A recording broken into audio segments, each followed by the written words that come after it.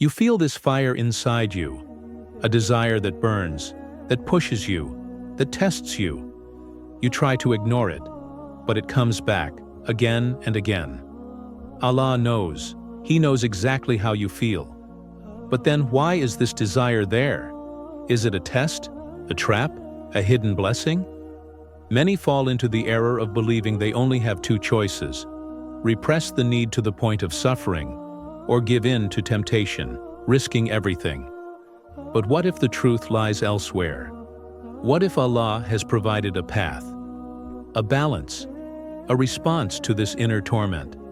Today, we'll explore 5 essential truths about sexual desire according to divine wisdom. And you'll see that what you're feeling right now has far more meaning than you think. 1. Sexual desire is not a sin. It's a test. Imagine a man walking alone in the desert. He is thirsty. His body demands water. In the distance, he sees an oasis. But is it a real source or a mirage? Sexual desire is like this thirst, a natural need written within us. But not all sources are pure. Allah placed in us a deep attraction, a powerful impulse drawing us toward others. But why? Why didn't He create us without this desire? Why this feeling? So strong it disturbs the mind, diverts our thoughts, makes the heart tremble? Because it's a test that reveals your strength.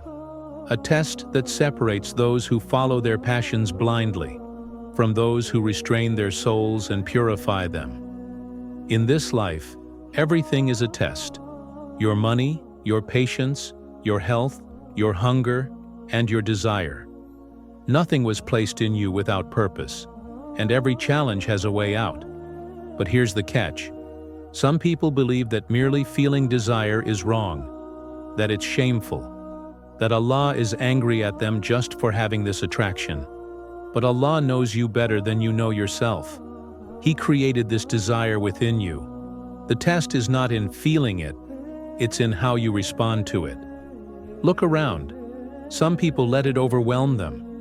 They live only to satisfy their impulses, no longer caring what's permitted or forbidden. They follow their desires, no matter the consequences. But others struggle. They feel the same attraction building inside, but they remember, this world is only a passage. They refuse to trade temporary pleasure for eternal loss. Allah gave us free will. You can choose to follow your desires blindly, or use them as a ladder to elevate yourself spiritually. Because those who control their desires are not weak. They are the real winners. They gain inner tranquility, strength of character, and discipline that few ever taste. But be careful. The test isn't just about avoiding the forbidden. It's also about avoiding self-destruction. He who tries to suppress desire to the point of pain will never understand Allah's wisdom. Allah is not asking you to stifle this part of yourself. He's asking you to channel it. You can't kill that thirst, but you can learn to drink from the right source. You can't erase attraction, but you can direct it toward what is pure, toward what is blessed. So, what will you do? 2. Desire can be a poison or a cure. Imagine a fire. It can warm your home, light up a dark night, and cook the food that nourishes you. But let it get out of control, and it will burn everything to ashes. Sexual desire is just like this fire. It can be a light that guides, or a flame that consumes. Some say, if Allah gave me this desire, why should I fight it? But that question is incomplete. Allah gave you strength, not to extinguish the fire, but to master it. Look around. The world is full of distractions, images, words, temptations. Everything is designed to stoke that fire within you. Some feed this desire with what they see, what they listen to, what they search for. Then they wonder why they feel consumed from within. But others understand. This desire is energy, an energy that can destroy or build something beautiful. Uncontrolled desire destroys. It ruins marriages, steals peace of mind, leads to obsession. It turns a person into a slave of their impulses, unable to think or act without being driven by need. But controlled desire elevates.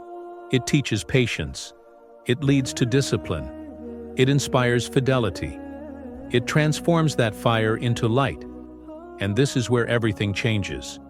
Who controls whom? Ask yourself, are you the master of your desire? Or has your desire become your master? Because the one who is enslaved to desire will never taste true peace. He'll keep chasing pleasure, only to remain empty. But the one who channels it finds a peace that few ever know. Desire can be a poison or a cure. If it distances you from Allah, if it pushes you to the forbidden, if it burns without relief, then it is poison. But if it teaches you patience, if it pushes you to grow, if it reminds you that your soul must be stronger than your body, then it becomes a remedy. So today, take a moment, reflect. Is this fire in you destroying you or illuminating you? 3. Misdirected desire takes you away from your destiny. Imagine a man on the open sea. He has a boat. He has a destination to reach. But instead of steering his boat toward the shore, he lets himself drift, carried away by the currents, attracted by the waves, distracted by the call of the ocean. He forgets where he was supposed to go. Sexual desire works the same way. If it's not controlled, it becomes a powerful current, one that pulls you away from the path Allah has laid out for you. How many people have seen their futures crumble because of a single mistake related to desire? How many young people, full of ambition and promise, have wasted their time, energy, and even faith, chasing fleeting pleasures? It often starts with something small. A look that lingers too long. A conversation that crosses the line. One more step into the forbidden. And without realizing it, the man becomes captive. His mind consumed, his focus lost, his heart heavy, his soul weakening. He begins to withdraw in prayer, to neglect his responsibilities, to live in a state of constant inner conflict. He wants to move forward, but he's chained. https youtube.be fenelmox 9fzu. He wants to succeed, but he's distracted. Allah has given you a mission in this life. He chose you to do something great. But how can you fulfill your purpose if you're constantly distracted by temporary pleasure? Look at the great men of history, those who left their mark on the world, those who achieved greatness, those who left behind a legacy. Were they slaves to their desires? Or were they men of discipline, men of vision, men who understood that every form of energy must be directed toward a higher goal? Your desire is a force, but if you don't control it, it will scatter you, and that's exactly what Shaitan wants. He can't stop you from becoming great. He can't take away the blessings Allah has written for you, but he can distract you. He can waste your time. He can make you spend your energy in the wrong places. And worst of all, he'll convince you it's harmless. A simple look, a passing thought, just a small conversation. But a boat doesn't sink because of a single drop of water. It's the accumulation that eventually overwhelms it. So ask yourself, is your desire bringing you closer to Allah or pulling you further away? Does it align with your mission or distract from it? Your destiny awaits you. But to reach it, you must learn to say no to whatever takes you away from it. 4. Patience in desire leads to unexpected rewards.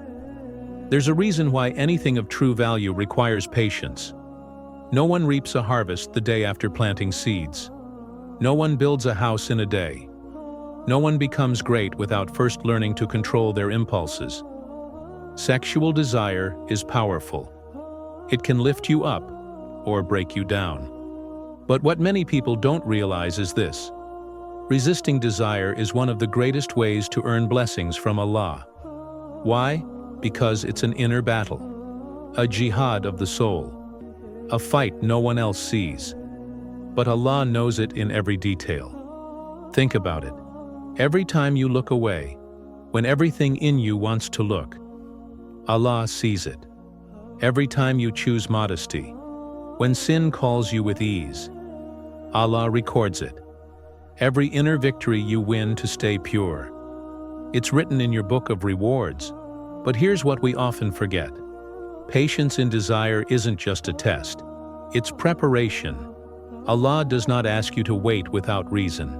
He's shaping you. He's teaching you discipline. He's strengthening your soul. He's preparing you for something greater.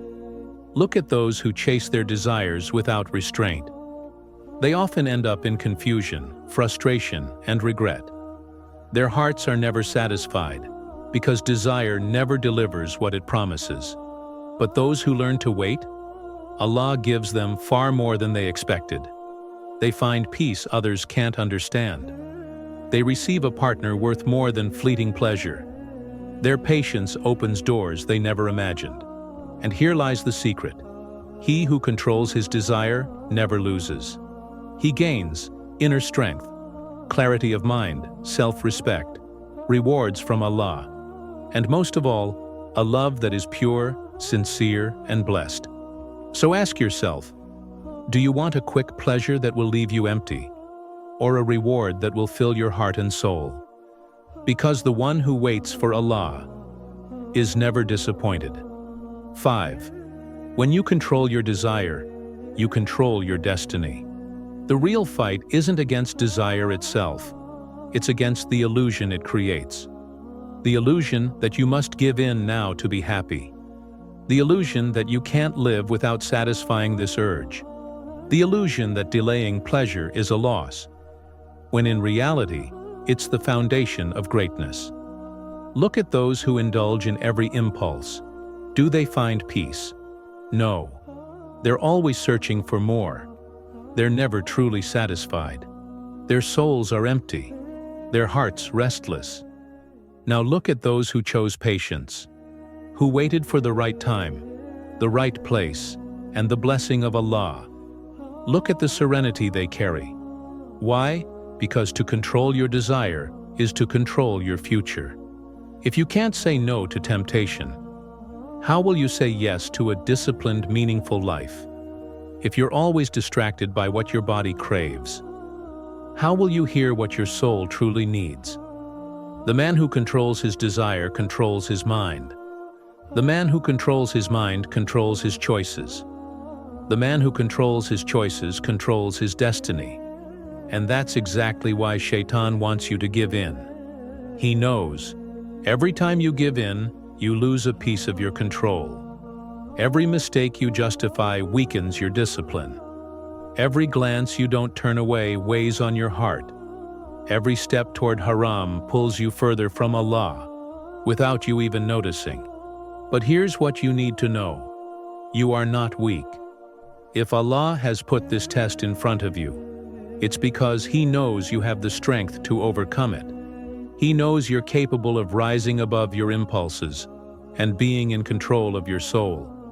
This desire within you, it can be a chain that holds you back, or a test that elevates you. You won't grow by giving in to every urge. You grow by learning to master them. So ask yourself, who is really in charge? Your nafs that craves immediate gratification, or your soul that yearns for something much greater? Because the one who learns to control his desire can truly control his destiny. Allah knows you want sex, but He also knows you are capable of so much more. This test is not here to break you. It's here to elevate you. At every moment, you have a choice. Be a slave to desire, or use it as a force that brings you closer to Allah. And yes, the next temptation will come. That's guaranteed. But this time, you'll know what to do. What will your answer be? Will you give in? Or will you turn this struggle into a spiritual victory? If this message meant something to you, share it with someone who needs to hear it. And tell us in the comments, Which truth from this message struck you the most? Your story might be the light someone else needs.